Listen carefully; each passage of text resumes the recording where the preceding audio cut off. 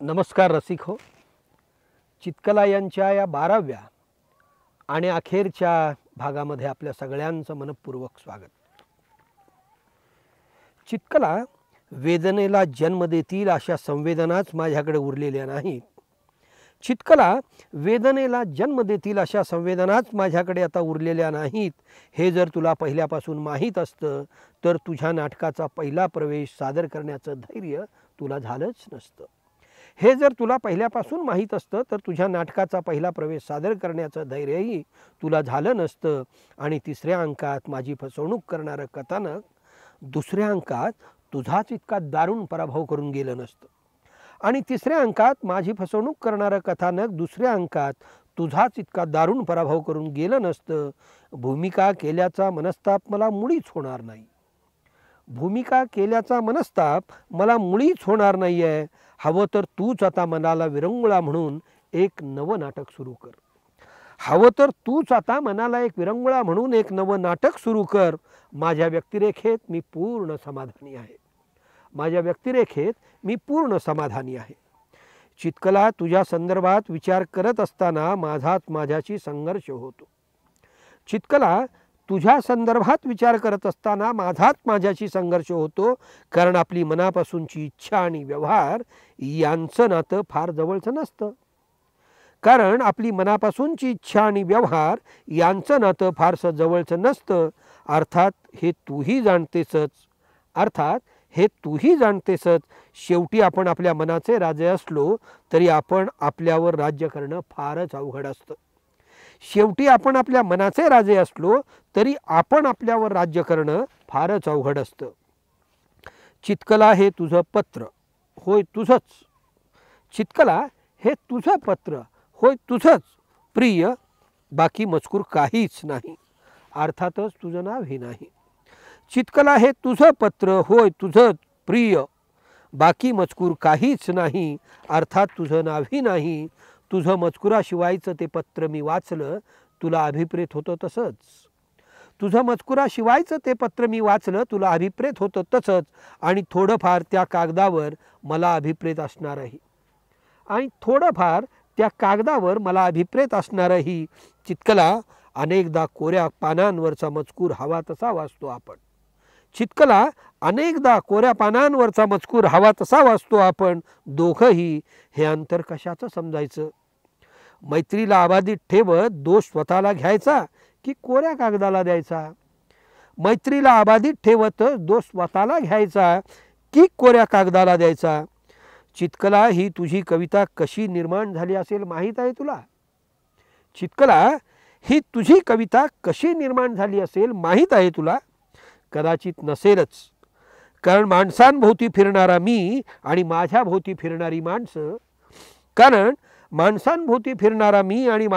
फिरणारी माणसं यातून मी अगदी वेगळं काढतोय नेहमी तुला आणि मला या गर्दीतून. म्हणून तर तू पुन्हा पुन्हा नव्यानं जन्मतेस. एक एक कवितेतून तू कवितेतून अमर होत जातेस चित्कला आणि मी तुझ्यातून. म्हणून तर तू पुन्हा पुन्हा नव्यानं जन्मतेस एक एक कवितेतून आणि तू कवितेतून अमर होत जातेस चित्कला आणि मी तुझ्यातून. चित्कला तू अदृश्य झालीस स्वतःसमोर नात्याचं एक दृश्य ठेवून. चित्कला तू अदृश्य झालीस स्वतःसमोर नात्याचं एक दृश्य ठेवून. पण मी तुला कित्येकदा पुन्हा पुन्हा सांगितलं होतं की आपलं नातं त्याचं बारसं करण्या एवढं लहान निश्चितच नाही. आपलं नातं त्याचं बारसं करण्या एवढं लहान निश्चितच नाही. नात्या पलीकडचीही असतात नाती जशी मुळाशी घट्ट असते माती. नात्या पलीकडचीही असतात नाती जशी मुळाशी घट्ट असते माती. चित्कला किनाऱ्यावरची वाळू वाहून पाण्यातच जात असते. चित्कला किनाऱ्यावरची वाळू वाहून पाण्यातच जात असते प्रत्येक ओहोटीच्या वेळी. आणि भरतीबरोबर पुन्हा वरही येते. लाटेबरोबर येणारी वाळू पायानाही ओलेपण देऊन जाते. माणसांसारखी चित्कला पायाखालची वाळू घसरली म्हणून कुणी जगण्याची इच्छाच नसतं सोडत. चित्कला पायाखालची वाळू घसरली म्हणून कुणी जगण्याची इच्छाच नसतं सोडत. चितकला आसवांचे महापूर सुकून जातात काळ्याच्या स्वच्छ प्रवासात. चितकला आसवांचे महापूर सुकून जातात काळाच्या स्वच्छ प्रकाशात आणि आपला भविष्यकाळही उजळत जातो भूतकाळाच्या अंधारात.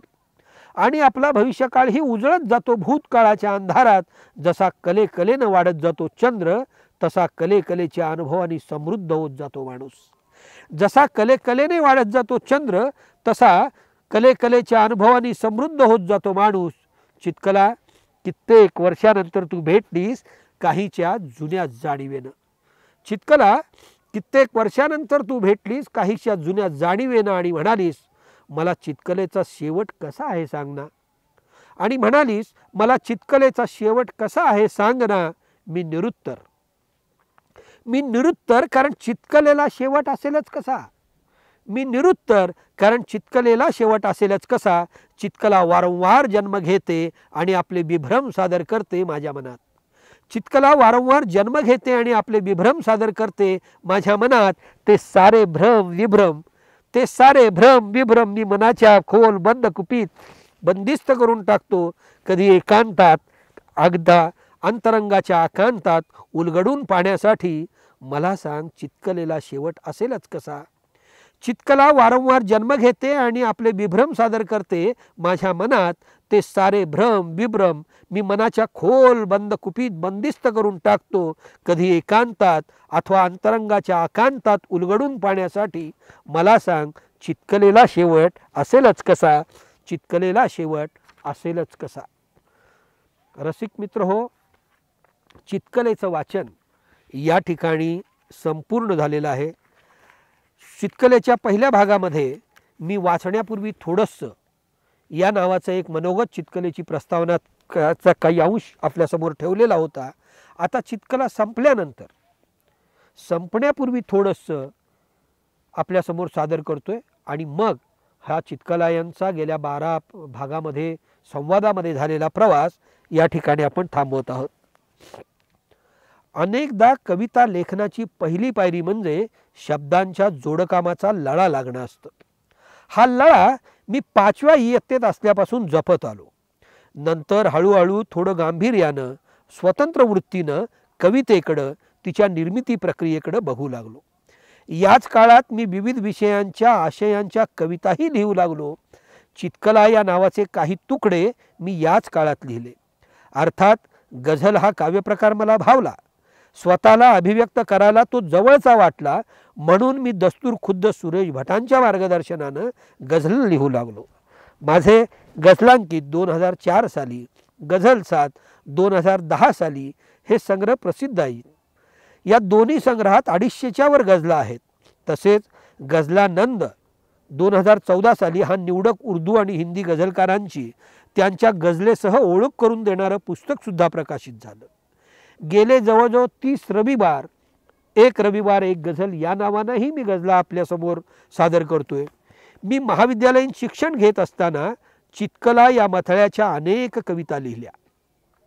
त्या 1983 ते 1985-95 या काळात विविध नियतकालिकात, दिवाळी अंकात प्रसिद्धही झाल्या.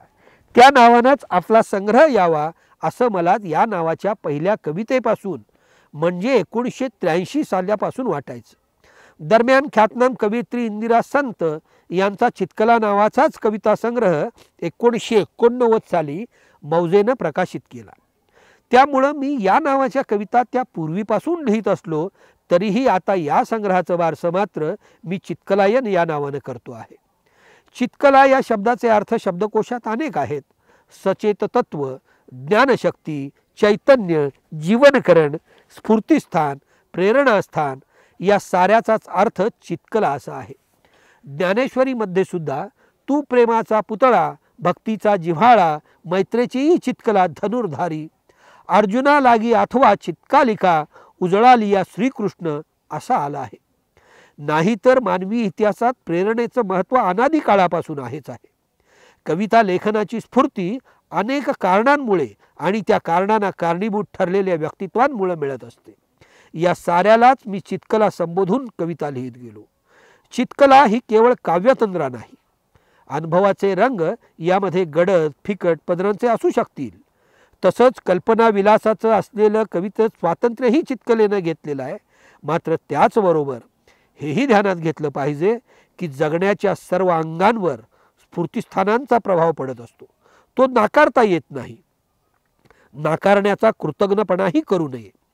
गर्भावस्थेतील अंधारापासून ते जन्माच्या सूर्योदयापर्यंत आणि सूर्योदयापासून ते माध्यान्ह काळापर्यंत आणि माध्यान्ह काळापासून ते संध्याकाळपर्यंत आणि दिवे लागणीपासून ते मध्यरात्रीच्या घनघोर अंधारापर्यंतच्या साऱ्या क्षणिक अथवा प्रदीर्घ वाटचालीत प्रत्येक टप्प्यावर स्फूर्ती अथवा प्रेरणेचा प्रभाव मोठा असतो. त्यांच्याशी वेळोवेळी तुकड्या तुकड्यांनी केलेला हा संवाद, तसंच स्वतःच्या मनाशी सतत केलेला संवाद म्हणजे चित्कलायन नावाची ही दीर्घ कविता होती. रसिकांच्या हाती तिला सोपवताना मनस्वी आनंद झाला आहे आणि या प्रक्रियेत सहाय्यभूत ठरणाऱ्या प्रत्येक घटकाबद्दलची अपार कृतज्ञताही माझ्या मनात आहे. रसिक हो, श्वास थांबला की कलावंताचंही कलेवर होतं. श्वास थांबला की कलावंताचंही कलेवर होतं. पण कलेवरालाही कलावंत अशी ओळख करून देत असते ती त्याची निर्मिती. पण कलेवरालाही कलावंत अशी ओळख करून देत असते ती त्याची निर्मिती.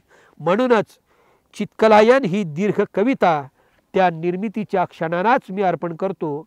म्हणूनच चित्कलायन ही दीर्घ कविता मी त्या निर्मितीच्या क्षणांनाच अर्पण करतो आणि आपणा सर्वांची चित्कलायन या दीर्घ कवितेच्या वाचनासाठी रजा घेतो. धन्यवाद.